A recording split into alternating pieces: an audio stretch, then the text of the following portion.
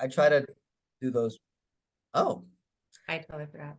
yep, it's all good. I didn't remember either, so Okay.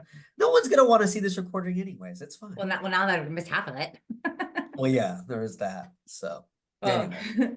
no, so that's interesting because in class I do the Thomas Kilmann instrument, Hmm. and there's five styles, which is very much like the birds. There's the avoidance, there's the competitor, the compromise collaborator, and then the accommodator.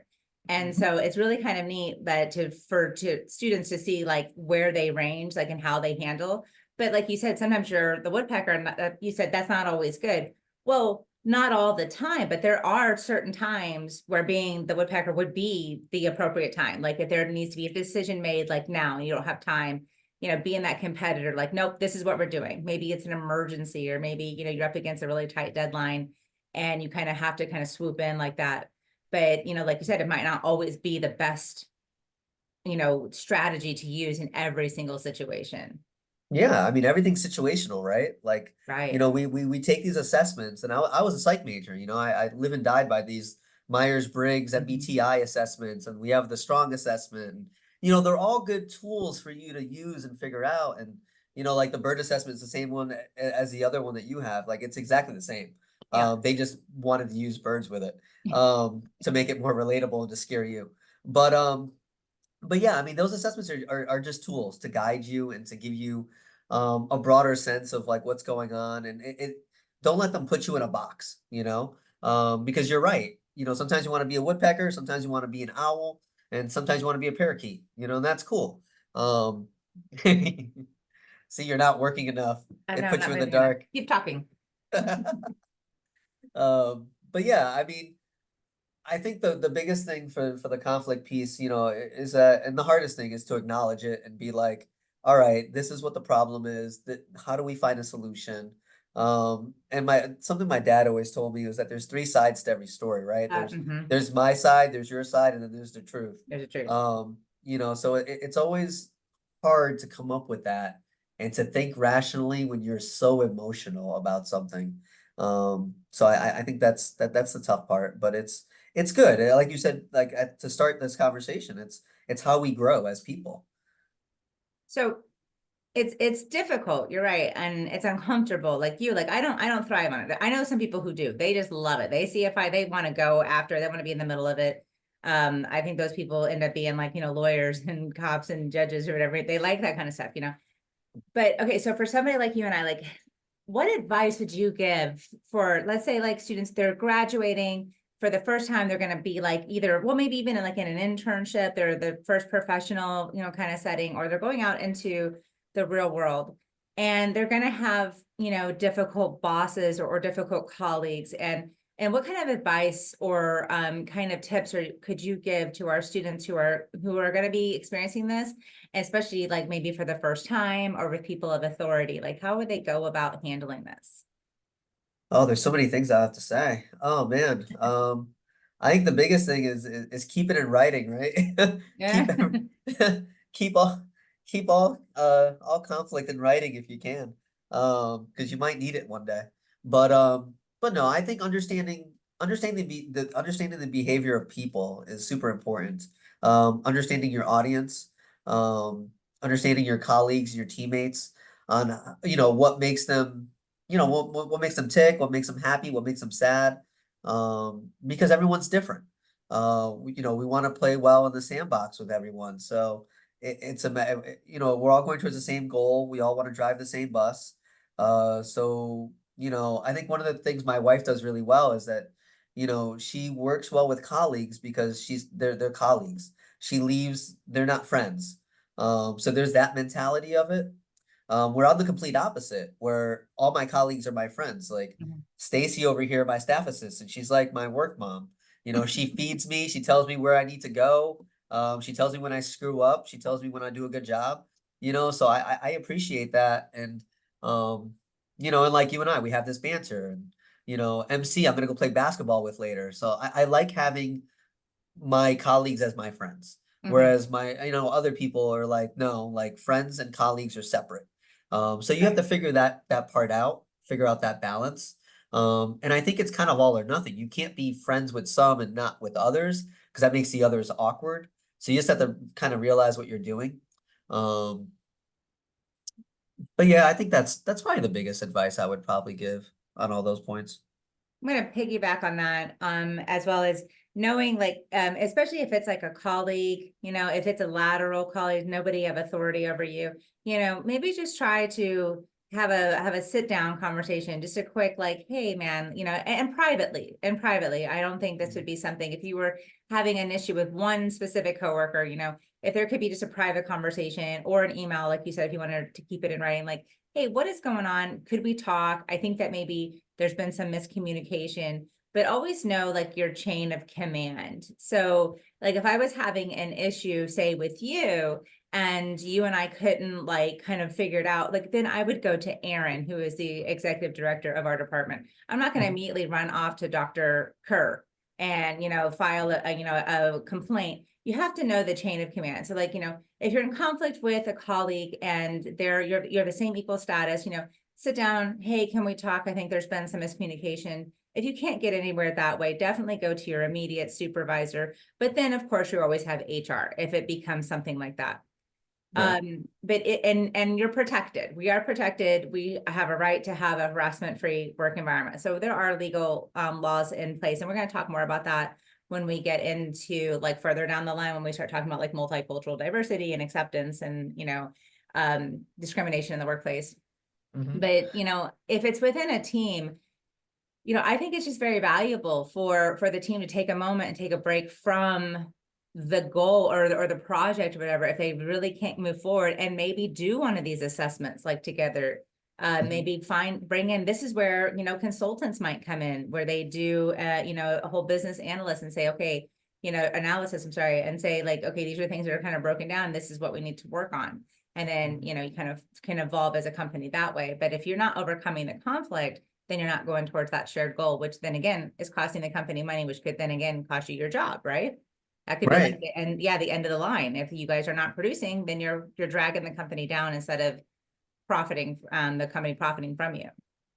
Yeah, there's so many assessments out there. Like at each institution, I've done a different assessment. Like at UT, I did a strengths finder. So it Mhm. figures out what your strengths are and you guys play upon those. And then DISC is another one, DISC. That's another assessment. We do strong inventory Mhm. assessment here. And there's just so many different ones that are out there that you can use. And there's, a lot of them are you got to pay for, but a lot of them are free too. Yeah. Just to kind of get a good idea. And then you can kind of map your team for that. But chain of command is also a really good point that you brought up. So like for students, it's like, you go to your instructor. If the instructor can't kind of solve it, then you go to you go to the chair of the department, before you go to the dean, so there you always have, there's always somebody above somebody else, you Mhm. know? The tricky part, and I talked about this a while ago in class when I used to teach that one was, where do you go if you can't go to HR? Like if HR is not helping you, like there's no HR for HR. Yeah. Um, so there's a really good story about Uber and when they first started.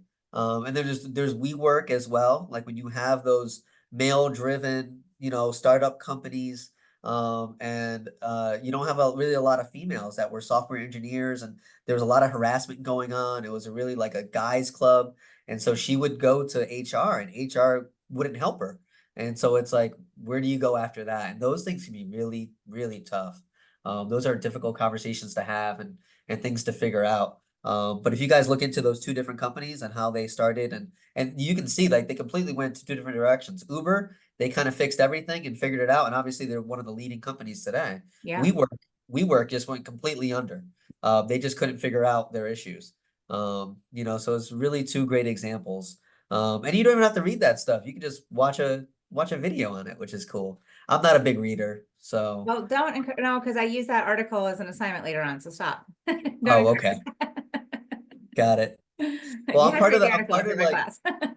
yeah, I'm part of like the 90% that don't read. Like there was what's that coffee shop in Lakeland? I think it's called Pressed. They put up a Instagram post today that like only 1% of the population reads more than like 50 or more books a year. Which is like only like one book or every so yeah, my wife's in that category too. You guys are nerds, but And uh, proud of it yeah, you're smarter than we are. I won't deny that. and I taller. won't. And taller, but that's not saying much. Everyone's No, taller. no, that's yeah.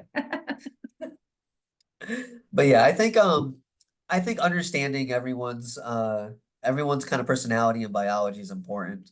To kind of figure out like how to resolve conflicts and because a lot of what we do are it's same thing with animals, going back to like not birds, but going back to animals, is like everything's fight or flight, right? It's like when you get attacked, whether it's personally or physically, you try to use one of those two responses, and it's really hard to kind of step back and take the emotion out of it.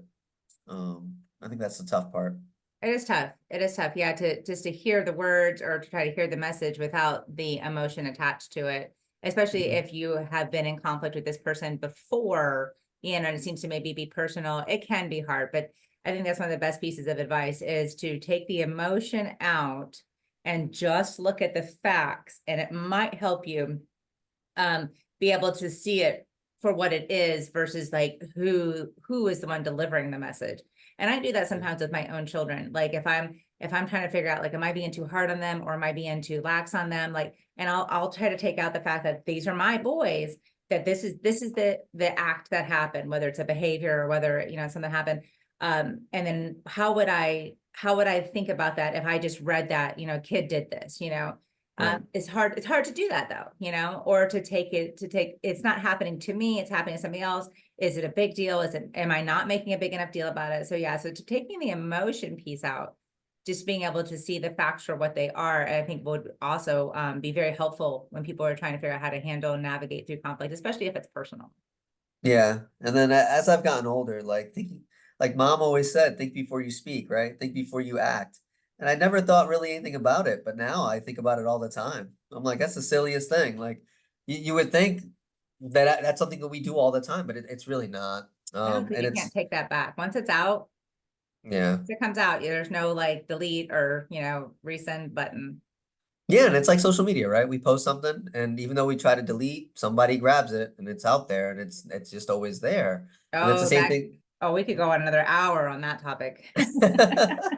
And then yeah, something I've been trying to tell my boys, it's like it's not what you said, it's how you said it, How you you say it. know? Yeah. Tone, your nonverbals, absolutely. What is the meaning behind it? Like somebody could say something like "good job," and that could mean one thing, or "good job," like could mean Hmm. something totally different. Way to go or way to go. So Right. like, totally different messages. And we can get sensitive to that, especially if we are sensitive towards a particular person in general.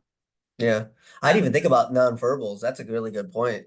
Yeah, Like yeah, how you present yourself. I mean, we go to team meetings, let's just use our team meetings. We have a small team. There's about 6 of us now, or we're sitting there and it's like, hey everyone, good morning. Yeah, versus yeah, I mean, just right. even that can set the whole tone. And then, then people start to feed off that energy. And it could easily be one person who is maybe looking at their phone, taking notes on their phone, but to the rest of the team, it looks like they're just playing games or texting. You feed Hmm. off of that. And all of a sudden now there's conflict when there shouldn't have been, or something like, Right. it's so easy. Our nonverbals are so important.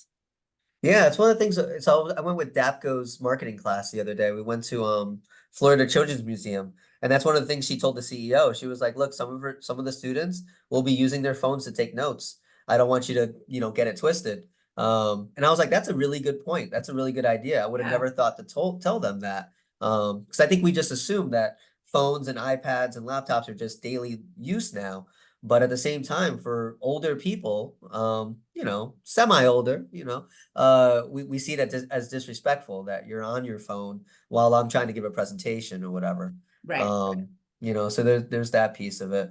And I think you brought up the team meeting, and I'm like, it's that kind of flipped for me like this past year. I was like, I've always been part of staff meetings, but flipping that one word to team meeting, and I'm like, oh man, this is great. It's like Yeah. so collaborative. I don't feel like a subordinate. I don't feel like my director is just like telling the lower people to do things. Like we're a team. Like this is Yeah. kind of cool. So it's just that simple word that just changes, the mentality of people.